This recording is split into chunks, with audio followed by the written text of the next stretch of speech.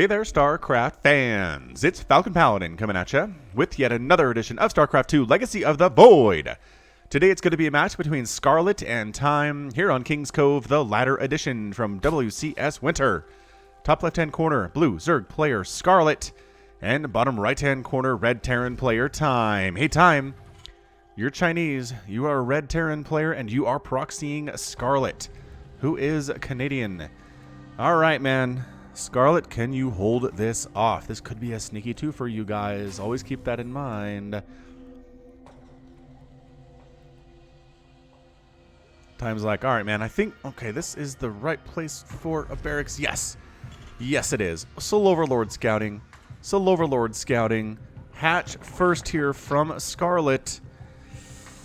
Ooh, all right, this Soul Overlord is on a direct trajectory to scouting times 2 barracks. So yeah, sometimes you get lucky Soul Overlord scouting, but I'm a fan of worker scouting myself and encourage you to do the same, even if you're Zerg, even if you are Terran. Protoss, I'm not worried about you guys. You probe scout all the time. And yeah, yep. Yeah. This is a weird place to proxy, man. It is very, very close to the Zerg's natural. And Scarlett's like, it's fine. I'm not going to send out any drones.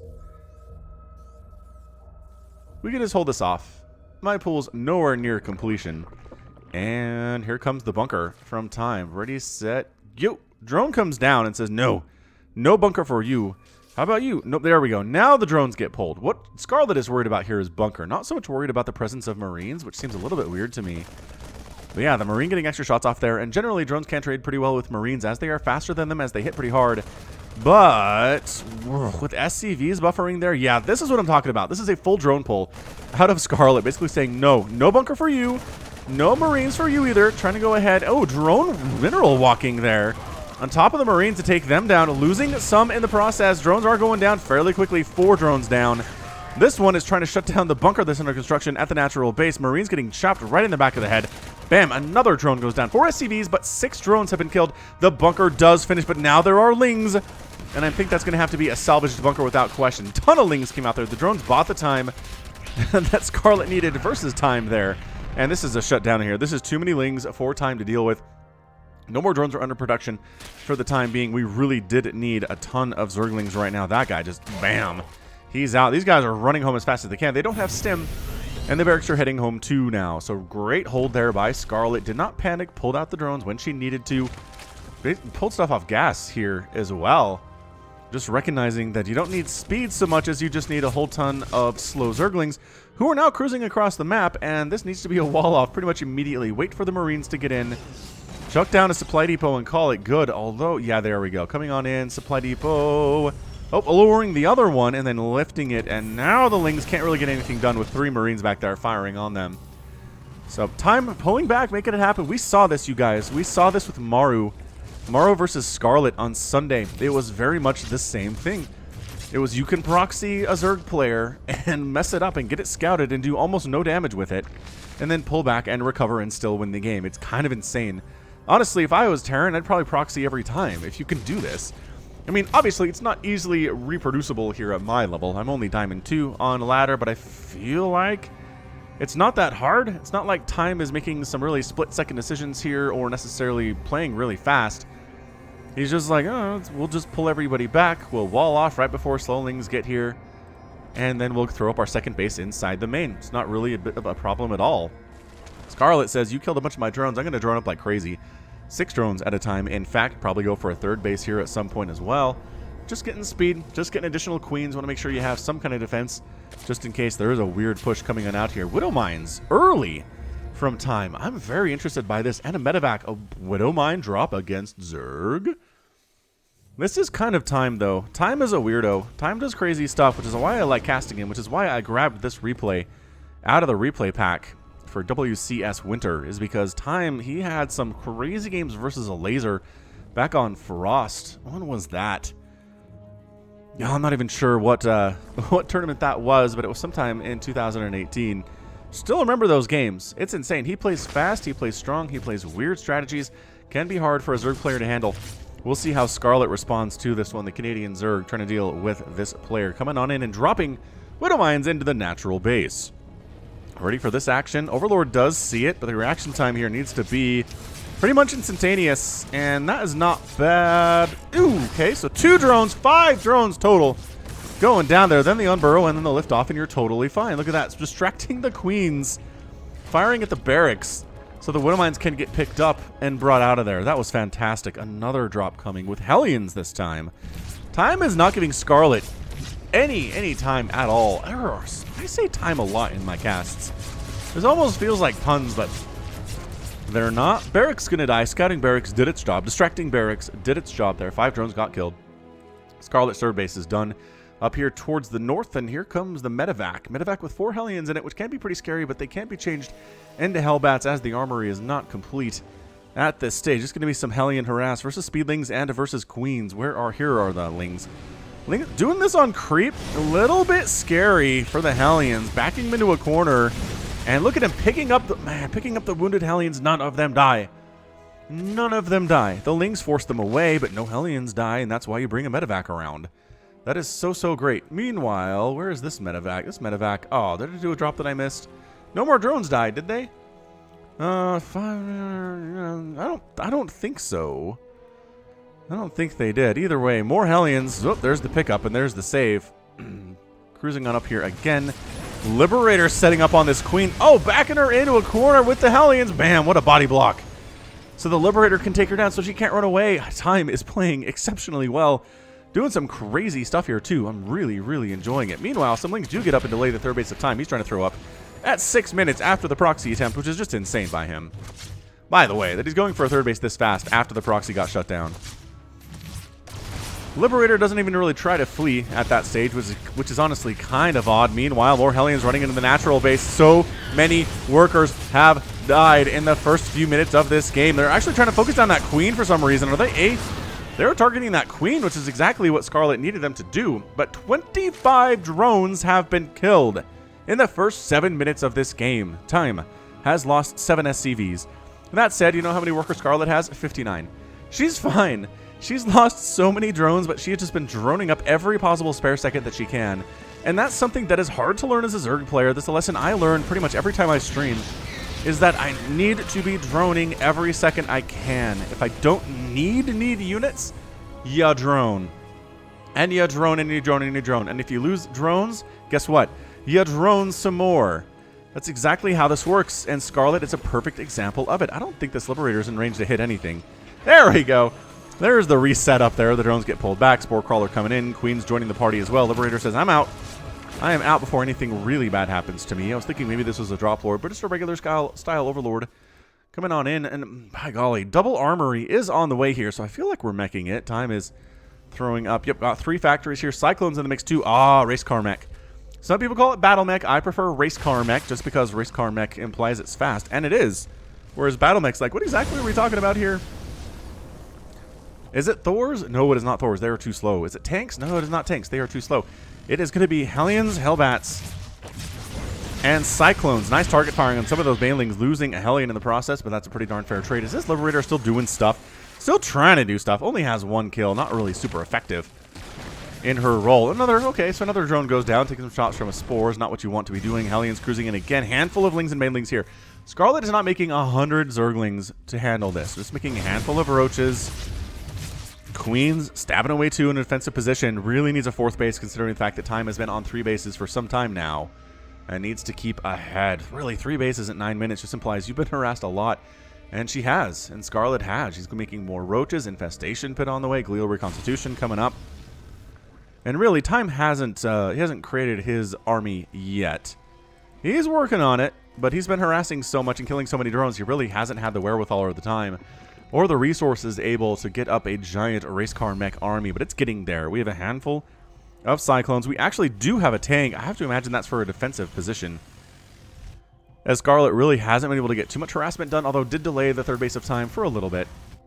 Nothing too insane. Scarlett is going for a Hydralisk Den, which I really like.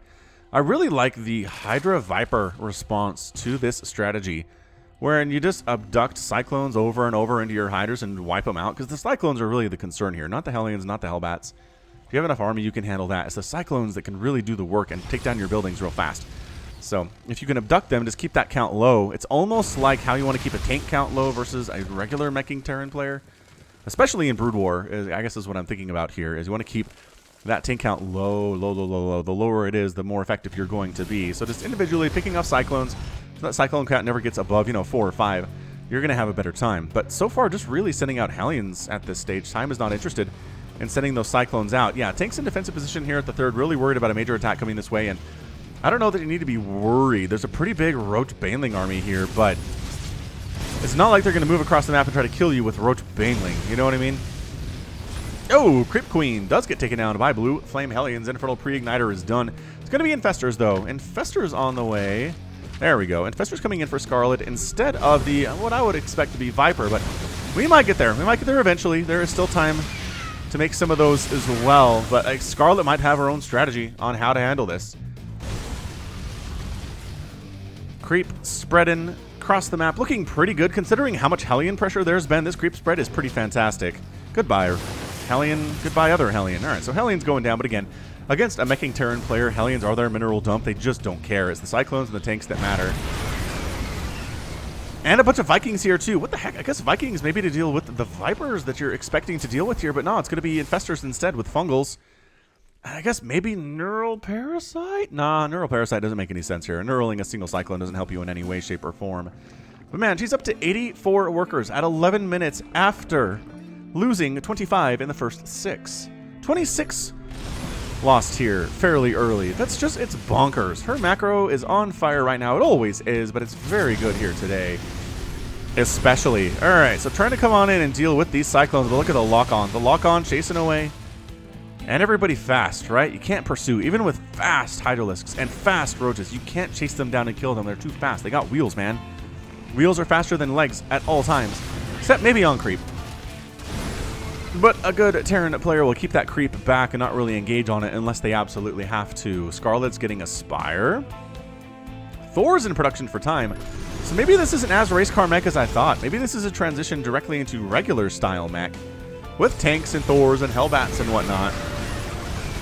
Blue Flame Hellions and Hellbats actually trade pretty well with Hydras as they are light and they take that bonus damage versus those units.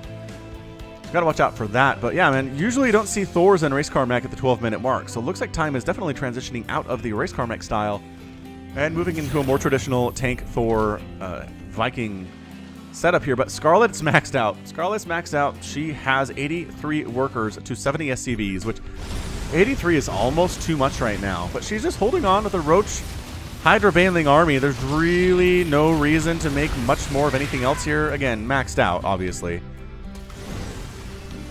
But going for a greater Spire, so eventually might get an attack in there just to free up some supply and start going for Broodlords. However, I'd like to point out the Viking count is getting pretty scary, and there are 2 getting bumped at a time for time. Roach is checking to see, is there a 4th base over here? No, there's not, but there's a 4th base here and a 5th base here. Time is macroing his face off right now. He is also maxed out at 192 supply. He is looking just fantastic. Oh, he made a Thor that got stuck. Hey, man. Hey, Thor. Sorry to see that happen. Nobody wants to see that. So Roaches wander in to a Planetary Fortress 4th base and get roasted. Roasted, toasted. Scarlett takes a 5th in response to the fact there's a 4th for time. By the way, there's a 5th Scarlett you don't know about, so keep that in mind. You're getting out-macroed by the Terran player right now, which is entirely possible. Terran mech, for some reason, seems really macroable compared to Bio. I'm not sure what the difference is. Maybe somebody in the comments can explain it to me, but I really don't understand. All right, here we go. Hellbat, tank. Look at this. Look at this humongous, terrifying, regular-style mech army. You need Broodlords to handle this, and the Viking count needs to be low enough to allow you to handle this. We've seen Special take down Scarlett on this channel doing this very thing. Look at this, abducting the Vikings. That is what you want to use your energy on, is killing the Vikings here, because the Broodlords are going to be what are trying to save you. There are some Vipers in the mix, obviously. Spreading out the tanks so Blinding Cloud isn't as effective as it otherwise would be here. Some Hellbats moving on up, but dealing with Roaches just means you die. I'm not sure why we're throwing Hellbats away here for pretty much no reason. They're not even in range of tanks at all, but they do scout, and they do recognize there are Broodlords here. So time is switching over to producing Vikings 4 at a time in response right now. And there we go. The Broodlords are present. There are only 2 Vikings here. They're going to get focused down by the Hydras pretty quick. Actually, I lied. They're not being focused down by anything. And as a result, they're getting shots off, but the tanks are getting focused down with Blinding Cloud. Enough Blinding Clouds here, even if they're not clumped up, to really do some serious damage versus this mech army, and Time is getting absolutely wiped out. The Thors are trying to run away, but Broodling's actually pitting this guy into the corner and murdering him. It's 171 to 129 supply, 92 to 60 army supply. Scarlett got those Broodlords in the nick of time. I cannot tell you how many times in ladder games that I've played, it comes down to that 5 seconds. Did you get your Broodlords done in time? You win. If you didn't get your Broodlords done in time, you lost that army and you're probably dead. So Scarlett just barely techs into those guys, makes it happen, makes sure the Viking count is low enough. She doesn't have to worry about Vikings picking off her Broodlords one by one, but now she does, because the Viking count is currently up to 8. But Time resources lost 12,000, Scarlett 7,900. Has her sixth base up and running up along the right side. Trying to get some static defense up here, if at all possible, but expanding while attacking, something it's hard to remember to do, but if you can just kind of repeat that mantra to yourself, expand while attacking, you'll remember, and you'll be fine. So Time doesn't have exactly the huge army he did previously, but it's a bunch of Thors and Vikings that are fantastic. Honestly fantastic against Broodlords, but Mass Hydra will wreck this strategy right here. So what you need to deal with the Hydralisks is maybe a lot of Hellbats, maybe a bunch of tanks, but production for tanks is only one at a time. And if Scarlett can see this tech switch that Time is working on, I think she just makes basically maxed out Hydra. Maybe with some Blinding Cloud support as necessary, but Hydra's trade so well versus Thors. I mean, they don't crush them without any losses at all, right? That's not what we're talking about here, but they trade out exceptionally well cost for cost. Changelings come in, really just catch the Hellions, which isn't really useful information, unfortunately for Scarlett, but she's making a lot of Infestors, you guys. She has 5, and she's got 5 more in production. We haven't seen any Fungal, I don't think, but maybe Neural Parasite, is that upgrade complete? Yes, it is. Neural Parasite is done. So if you really want to have fun with the Thors, instead of just killing them with Hydras, Neural Parasite is the way to go. A little bit more cost effective, too.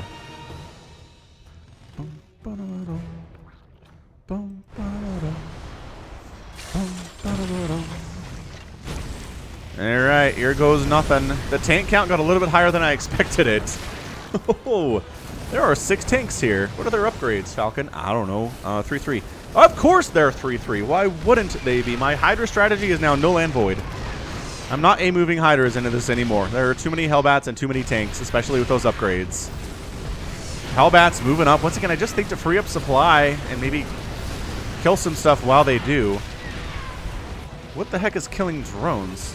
Oh yes, of course, a blue flame Hellion run by over here. It is going to get shut down, but 10 drones get killed, but there we go. Neural Parasite on the Thors, killing other Thors, killing the tanks. Look at this go. Oh, the Neural Parasite on the Thors is so good, and for the second time, it looks like Time's army is going to get wrecked by Scarlett. She lost a ton of stuff there, too. This is a different situation. Last time she was up about 50 supply after that battle. Now she's up about 20, which is not as necessarily safe as you want to be. 7th base and 8th base is done for Scarlett now. She is really expanding like crazy. Of course, Time's got another command center done down there because, you know, why not? Why not expand the whole ton? Fungal on the Vikings, which means they can't kite as well, but they are taking down Broodlords pretty effectively. Ba-bam! Broodlord down. What do we got? Only +1 air weapons, surprisingly. And Broodlings finishing off a tank as it tries to flee from the location. Resources lost, 23,000 for Time, 17,000 for Scarlett. So, a lot of bases up here, down to 77 workers. Has lost a total of 38 drones in this game. 12 SCVs have gone down. Time has 1, 2, 3, 4, 5, 6 bases. His 6th base is going to be fully saturated here. Sure, Scarlett has 8 with static defense to meet. And going for a 9th base, too. Am I counting right, guys? 1, 2, 3, 4, 5, 6, 7, 8, 9. Yeah. These are 9 bases she's working on. Whoosh. Creep tumors going down. How many tumors have died? 60. Exactly 60. Blue Flame Hellions trying to come in to this base on the left side. Spine Crawlers, take it out of my house. If you're Hellbats, it'd be a different story, but man, Time has lost, I feel like, 2 major armies, and he's still back up to 115 army supply and 184 overall supply. Keeps bringing in kind of different compositions, too, although this time, the Thor Viking tank is pretty similar to what it was last time around. changelings do scout this new base of Times. It's a planetary fortress. APM for Time right now is about 400. Average 372 for him. Scarlett's at 386. Both players are pretty fast players on average, even compared to other pros. So Scarlett interested in mineral income, not so much in gas income. As we can see here, she has extractors, but she isn't really using them in her new bases either. Guess she'd rather mine these behind-the-line ones instead. I don't know what these Hellions are trying to do. So it's 3-3, 1 ground Carapace, 2 flyer attack, and 1 flyer Carapace for Scarlett. So she doesn't have huge amounts of upgrades, but it's a lot to keep track of. When you're Zerg, you don't really share upgrades a whole lot. Oh, that was a humongous fungal. Oh my goodness, these Hellions. Bad times. Although, taking some Hydras with them. Oh! Taking all the Hydras with him, and this guy is still alive. What a boss. What a boss Hellion that is. Setting up with Liberators. That's kind of new. A new addition in the mix here by Time. That's a lot of Corruptor, man. Do you just Corruptor in here and try to wipe out the air and then deal with the rest with the Broodlords? Kind of feel like that's maybe what Scarlett is setting up to do, but she's not, no. No. She's not all that interested in going there this time. Creep spread, pretty fantastic. I mean, really, over half of the map here is blue and purple for the creep.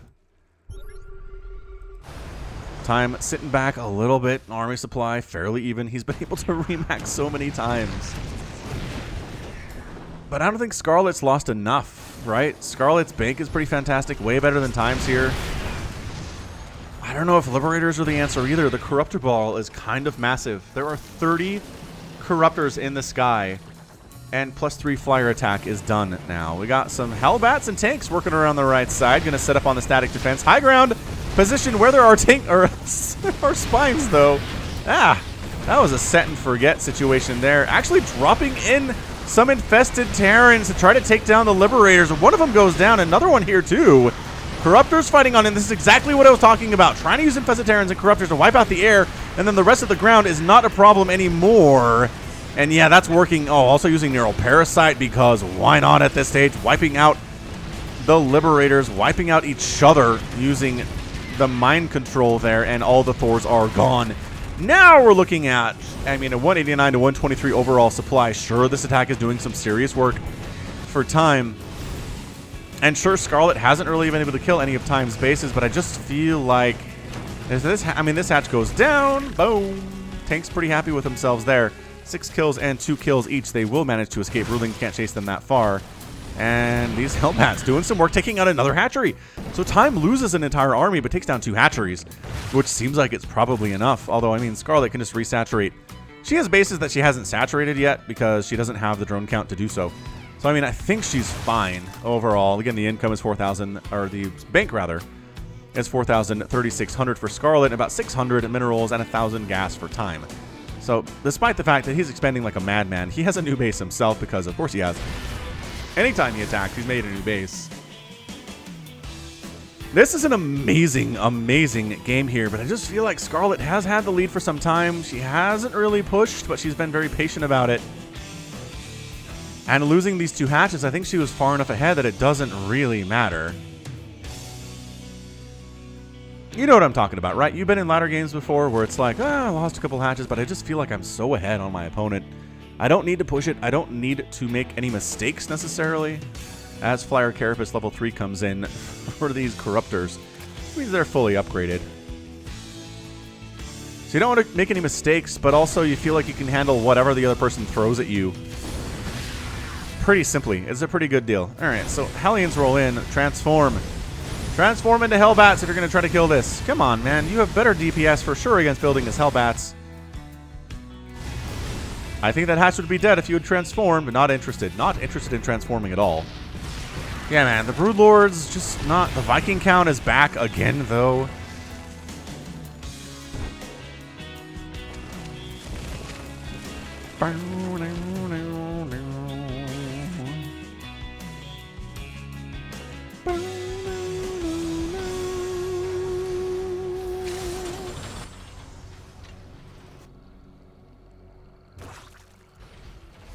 We're maxed out again. Time is a cockroach. You chop off his head and he keeps coming. He's not worried about it.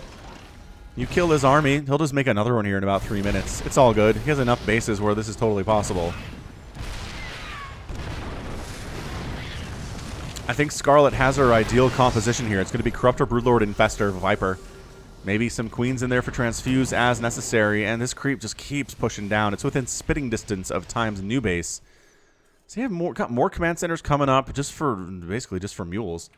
More than anything else at this stage. Coming on in, trying to take out those Broodlords. There we go. Anti-armor missile on a lot of stuff here. Infestors coming forward, throwing down some fungals. Hyders flanking from the right side. Infested Terrans getting tossed down. Neural Parasite coming down on the Thors once again and again. I think this is an army that is just going to die, and that's your good game. Scarlett wipes out Time's army for the 4th time and gets the GG. Yeah, 146 to 92 army supplies. Time had 28 army supply left. He had a tank and 2 Thors. And sure, Scarlett's army wasn't massive, but still had 2 Broodlords and a bank, right? A bank, and able to produce 8,000 gas and 6,000, or 8,000 minerals and 6,000 gas worth of units at that stage. So, I mean, man, good game to Time. He just really was able to max out on a mech a bunch of times, tried a different composition every time. Scarlett just matched him composition for composition, counter for counter. And the Neural Parasites were just fantastic to watch pretty much the entire time there. They were on point. Made sure the Infestors were not the first ones targeted by not moving them out first, but holding them back, sending in the first wave, flanking, and then bringing in the Infestors for target firing. So yeah, I mean, look at this. Resources lost down here. 46,000 for Time and 34,000 for Scarlett. So huge, huge advantage there for the Zerg. Sure, 2 hatcheries died, and sure, technically no bases died for the Terran. But it didn't matter. He knew he couldn't hold on. He was going to lose that base. His bank was halfway decent, but I don't know. I don't know that Scarlett would be capable of really pushing and winning there. It just felt like Time just got frustrated and just said, I can't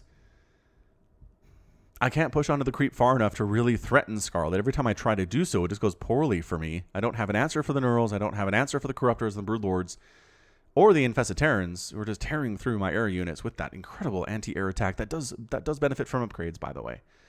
And he was just done. I mean, after losing 60 Vikings, that's the most of anything that he lost in this game. 8 Thors, 36 tanks is more tanks than I expected. A bunch of Hellions and Hellbats, 49 and 49 each, actually. That's kind of weird. That is very odd indeed. Scarlett lost 16 Broodlords. That's more than I thought. 27 Corruptors, 23 Roaches, 7 Vipers, 10 Queens, 7 Infestors, the 42 drones. And really, 25, 26 of those were in the first, I want to say 6 minutes, 10 minutes of the game. And it was fine. Scarlett didn't care. She weathered the storm like a boss, was able to replace those drones and then some, get up to max at like 11 minutes, and call it good. No fuss, no muss.